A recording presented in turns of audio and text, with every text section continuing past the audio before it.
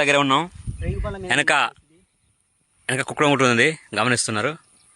ఇక్కడ రేగు చెట్టును పరిశీలనగా చాలా జాగ్రత్తగా రేగు పండ్లు దింపుతున్నటువంటి మన మిత్రులు.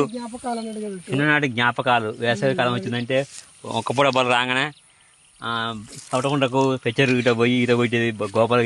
గోపాలరెడ్డి బావి, బుచ్చిరెడ్డి బావికి పోయి ఈత కొట్టి ఈత నేర్చుకునేది సొప్పబిండి కట్టుకొని. అలాంటి నాటి జ్ఞాపకాలను నెంబర్ వేసుకున్నటువంటి దృశ్యాలను మీరు గమనిస్తున్నారు.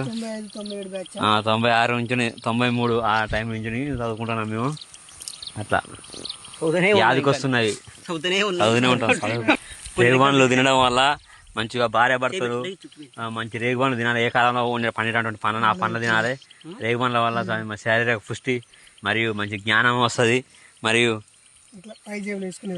పుత్ర సంతానం కూడా కలగడానికి ఆస్కారం ఉంటుంది. కాబట్టి దీన్ని అందరూ కూడా వినియోగించుకొని రేగు చెట్లను సంరక్షించాలి. వెనకటి పోకడ అనుకోకుండా ఏ కాలంలో పండే పంటను ఆ కాలంలో పండుకోవాలి. ఇక ఆ పండ్లని మంచిగా వాడుకోవాలి, తినాలి. ఏ కాలంలో లభించే ప్రకృతి